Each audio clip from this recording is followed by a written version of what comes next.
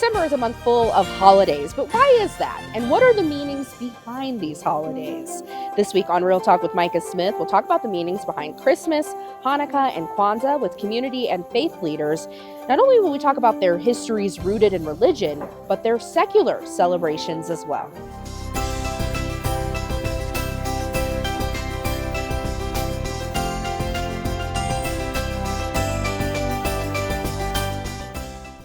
Welcome to Real Talk with Micah Smith. I am your host, Micah, and I am so glad to have you with us. 'Tis the season for all the celebrations. You can walk around almost any town throughout our state and find the most picturesque scenes straight out of a holiday movie. This time of year, it feels like almost everyone is celebrating something. And that could be because, according to Time magazine, there are about a dozen holidays in December celebrated around the world. While I would love to dive into all of those celebrations, for this episode of Real Talk, we are focusing on three. That is Christmas, Hanukkah, and Kwanzaa. And we start with Christmas.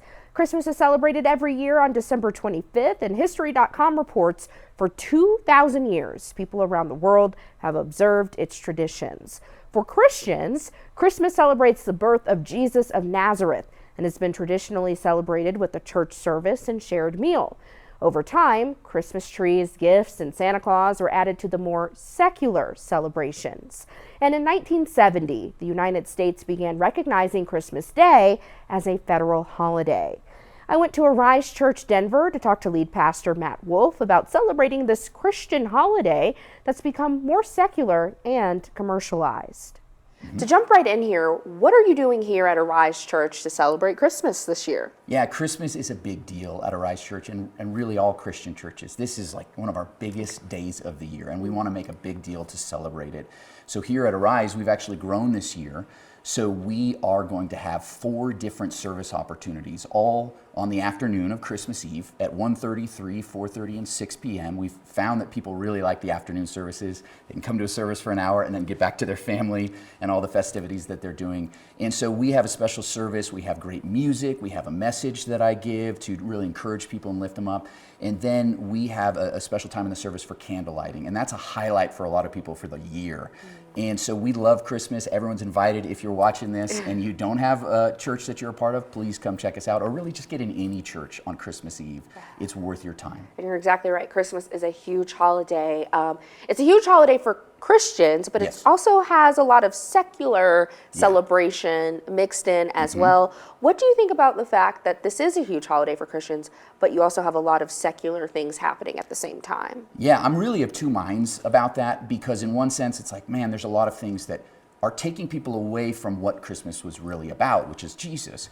You know, there's a lot of commercialization, buy gifts, buy all sorts of stuff. And I have 3 kids, and like we want to talk with them like, hey, you got to understand, yes, we want to get you what you asked for on your wish list, but it's more than that. It's about Jesus. So on one hand, you're like, oh man, there's a lot of secular things in here. But on the other hand, I kind of love it because there's free advertising all the time for Christmas. Everybody sees Christmas stuff all over the place, and it gets people interested.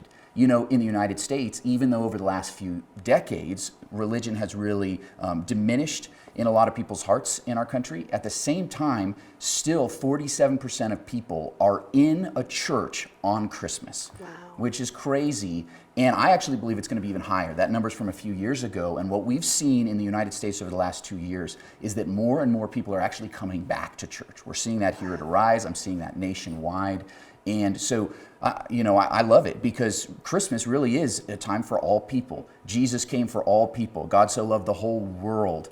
You know, and what I love is at our church on Christmas Eve, we have atheists. We have agnostics who aren't sure what they believe. We have Muslims, we have Buddhists who come and worship with us every Christmas, and we love it. The more the merrier. This is for all people to celebrate. Pastor Matt, this may be an odd question, but why is Christmas so huge? Like, I love history. Yeah. I know over the past century or two, it's just gotten bigger and bigger and bigger. And maybe that's a silly question because obviously the birth of Jesus for Christians is a big deal. Yeah. But it's just like Christmas is the biggest holiday in the world. Yeah. What do you think about that? You know, I mean, for one, Christianity is the biggest religion in the world, so there's going to be the most participants in that. But in another sense, it's really interesting. I love history, and in the United States, there was a time, especially in Boston, when Christmas wasn't celebrated. It was illegal to celebrate it because it was too much like the English. The English people celebrated. Okay, that makes we sense. Americans, we're rebels. But then it kind of grew in favor into the 1800s and 1900s, and now it is huge. And I think it's because so many businesses know, hey, this is a way to drive business. Some companies, like, half their business is in the fourth quarter or in December, so they love pushing it and making it bigger, and I think that's great. If more people celebrate it, the better. Yeah. This time of year, even though there are celebrations like for a month and a half or more, lots of people coming together, I also think about how tough of a year this has been for a lot of families who are just facing so much uncertainty right now. Yes. What would you say to them, just in the spirit of Christmas, for those who just feel a little hopeless? Yeah, it can be a really dark time for a lot of people dealing with loneliness, depression, missing loved ones. And for those people, I want to tell you that the Christmas is about hope. God came to bring hope to all people through his son, Jesus Christ. That's why Jesus was born into the world. And even, I love what the angels say to the shepherds when they're announcing that Jesus is born. They say, we bring you good news that will cause great joy. There should be great joy. There should be great happiness when we realize that not just one day is going to be good, but Jesus is with us forever. There's an interesting study out of the London School of Economics that found that the happiest day of the year for all people is Christmas Day. That's like the happiest day. People love it. But I want to say, yes, you can be happy, but even if you're lonely, without community, one, you should get community, get in a church, get in Christmas, but that you can have Jesus with you all the time to bring you hope and into that true joy that he provides when he's in your life. And lastly, before I let you go, what message would you give to Christians on this Christian holiday, Christmas? Yeah, this is an opportunity to be generous and kind and loving, because God was so generous to us to give us the greatest gift, his own son, who not only was born as a baby, but then died on a cross in our place for our sins. That's the extreme, extravagant generosity. Our theme this year is extravagant. Because God is so extravagant with us, we should be extravagant with others. How can you be extravagant in your gift giving and generosity to others? At our church, we're partnering this Christmas with Prison Fellowship. And there's a lot of families in our area whose parents, or one of their parents, might be incarcerated. We're coming alongside them and buying gifts so that those kids can have a gift this holiday season. And one really cool thing is we had 150 kids. Those kids got snatched up like that, people buying gifts. And we had people outside of our church wanting to be a part of it. They're like, I'm not a Christian, but can I buy a gift too? And we're like, yes, please. This is about generosity and giving. And now I think we're trying to aim for 225 kids that we can just bless and love and be generous with. So this is a time for all of us to just be generous with others, because God was generous with us. Yeah, you will make a huge difference with everything that you are doing. Pastor Matt Wolf with the Rise Church in Denver, thank you so much for joining us for this Real Talk. Of course, thanks, Micah. I had a great time at Arise, and as a Christian myself, it was really nice to just recap the true meaning of Christmas with Pastor Wolf. So thank you so much, Pastor Wolf. Coming up next, as we continue to dive into December holidays, I learned Hanukkah is not the most important of Jewish holidays. However, it is still very popular. We head to Temple Emmanuel to talk to the new leaders of the synagogue about why. This is Real Talk with Micah Smith.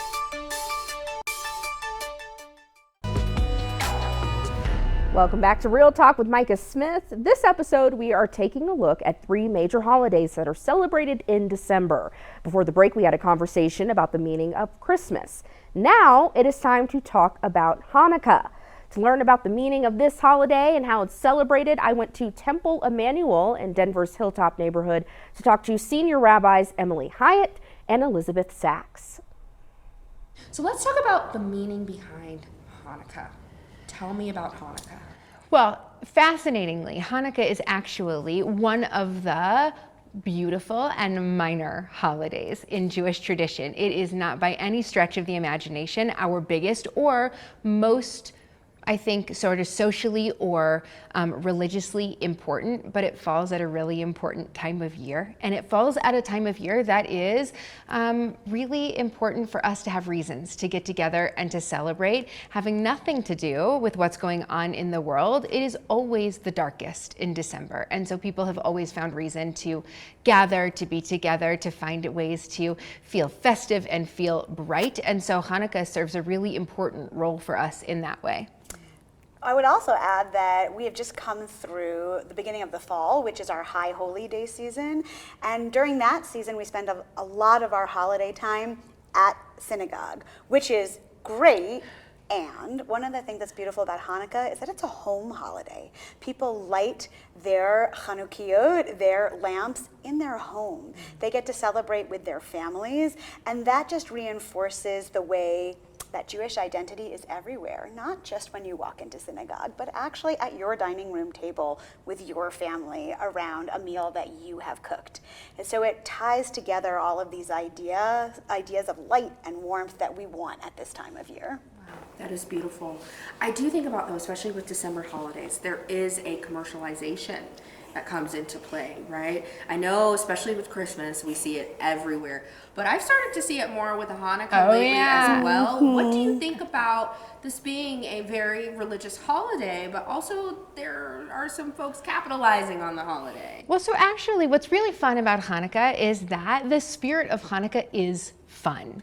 The original story, going all the way back, there's actually several different versions of the story that we tell, but the one that we share with our kids and that is sort of the most popular is the idea that there was a moment in time several thousand years ago when it was hard to be Jewish, and we find that to be a pretty relatable story, and when there were people that were making it even harder to be Jewish, and some of that was coming from outside of the community, some of that was coming from inside of the community, and there was a lot of tension and a lot of fighting about what it might mean to be able to practice Judaism in the right way, and that conversation and that debate got pretty intense, so intense that our holy spaces were compromised during that time. One of the stories that we tell is the story of how the lighting of the menorah in the temple in Jerusalem became a very difficult thing for us to do at that moment. And when it came time to light the menorah for holy moments, we realized that we didn't have enough oil.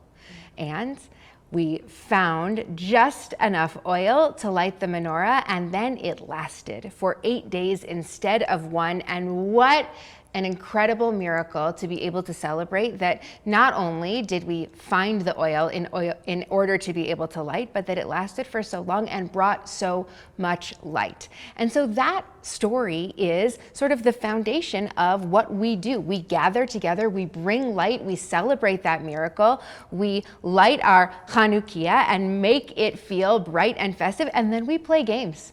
And Hanukkah is really, it's not about deep religious themes in the way that so many of our holidays are. It is about fun, and it's about being together, and it's about warmth, and it's about light. I would also just add that while commercialization can sometimes disrupt religious thought and feeling, for the Jewish community, what it actually does is create connections between our space and other religious communities, which I know is something that we are all in need of right now, is a feeling of connection to other people and not feeling so isolated and alone. And so the irony there is that our community watching other communities also celebrate festivals of light at the same time and being lifted helps reinforce that we do all lean into needing this moment. And we can do that together, even if one of us is lighting a menorah or a Chanukiah, and one of us is lighting a tree, and one of us is lighting a lamp of a different kind. That brings great comfort, I think, to the universality of religion at this moment. Rabbi Sachs and Rabbi Hyatt, thank you so much for just that message of hope and uplift and light. And also congratulations to you two. You have recently been elevated here. Thank you. Would you mind sharing with our viewers your big news? We would love to. We were recently installed as the next senior rabbis and CEOs of Temple Emmanuel. We are the 8th senior rabbis to take leadership positions in this congregation. And that's a lot for a 151-year congregation. That's right. We're the first women to do it. We're also the first to do it in a collaborative leadership model, which we feel very proud of. And we're the first in the country to have this model with 2 women at the helm of a congregation this size. And just because I know the segment is Real Talk, I will just say that we feel the real responsibility of what this means and are so deeply honored to serve the Jewish community, the Denver community, and the Colorado community in this way. Well, you two women are the real deal. You are doing real Thank you. amazing Thank you. things. And thank you both so much for joining us for this Real Talk. Thank you. Thank you. Wow, I just learned so much from Rabbi Sachs and Rabbi Hyatt, and I just have to let you know that Temple Emmanuel is an absolutely beautiful place of worship. Of course, physically, but also all of the people. It's always been so welcoming every time I've gone there for a story or for Real Talk. Coming up, the week-long Kwanzaa celebration also happens in December. We're unpacking how the holiday honors heritage, history, and culture. This is Real Talk with Micah Smith.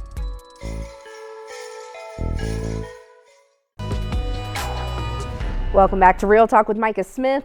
December has so many holidays that mean so much to different cultures, religions, and communities. While Christmas, Hanukkah, and New Year's have been around for centuries, Kwanzaa is newer and lesser known, but very important to a lot of African Americans. According to History.com, Dr. Maulana Karenga started Kwanzaa in 1966 after the Los Angeles Watts riots. Days of violent unrest in response to police brutality. Dr. Karenga wanted to find a way to bring the Black community together after all of that. He used the African first fruit or harvest celebrations from the Ashanti and Zulu people as a basis for a week-long celebration. This year it'll be celebrated from December 26th to January 1st. I met up with Claudette Sweet, an organizer of Kwanzaa events here in Denver who's been celebrating Kwanzaa for decades, to talk about her connection to the holiday. All right, Mrs. Sweet, thank you so much for joining us for this Real Talk on Kwanzaa. Well, thank you for inviting me to be a part of this. You know, Kwanzaa means a lot to me and to the community here in Denver. I know it does. I first met you when you reached out to tell me that you were organizing or helping organize an event at the Senior Center to celebrate Kwanzaa.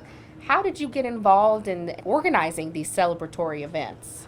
Well, you know, it goes way back to when I was in elementary school, raised up in the South, segregated South. We were taught the Black National Anthem, and we were taught about our culture, the ones who had composed it, why we sing it, and why it's important to our culture. So when I got married and came to Colorado, I discovered that the people here that I had connection with at the church and the organizations, they did not know that Lift Every Voice and Sing was the Black National Anthem. Wow. And that's how I got involved. When the Jack and Jill organization called on me to sing the Black National Anthem, that was my first experience to tell the people about Lift Every Voice and Sing and the connection between Kwanzaa. There is a definite connection. And what is that connection? Well, first of all, Kwanzaa is not a religious holiday. It is a celebration of the first fruit. It comes from Africa. It was brought over here that we celebrate the first fruit. That means that at the end of the year, you come together, families and the community, and usually a person who's a leader in the community brings the people together.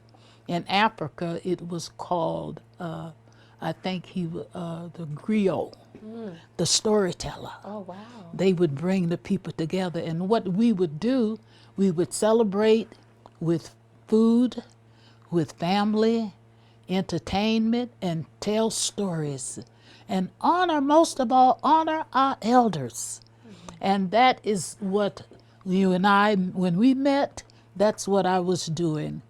Organizing our elders and bringing our elders and our young people together, because there is a gap, and we have been working on building and growing Kwanzaa.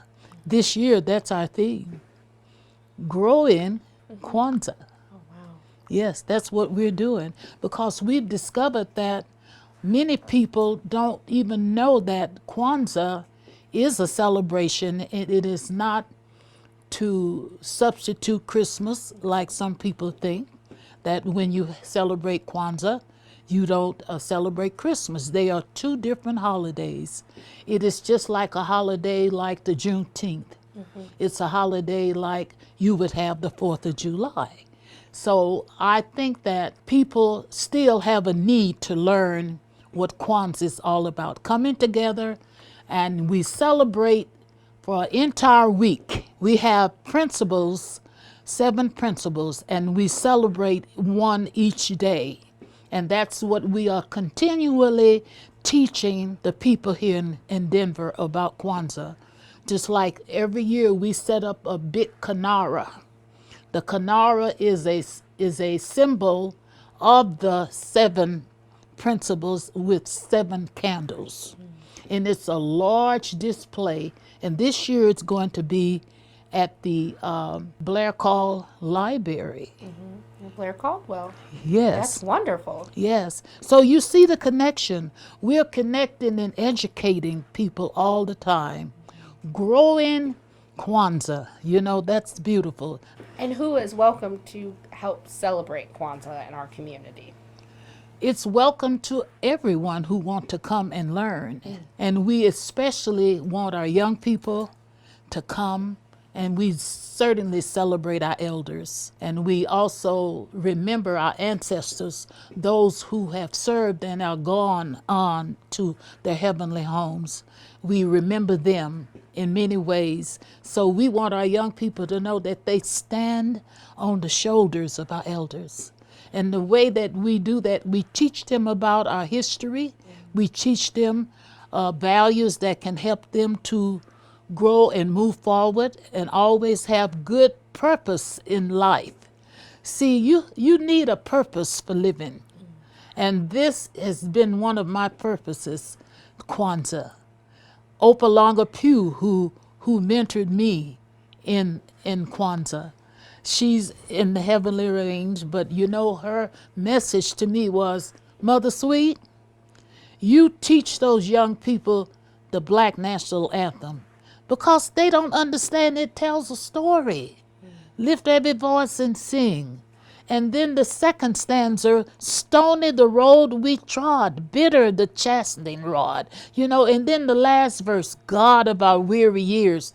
It tells our story because we have been on a journey, and right now with what's happening in our country right now, we really need to teach our young people about their culture, teach them about their history, and let those who are here realize that we came from kings and queens from Africa. We didn't just come up through how some people say evolution.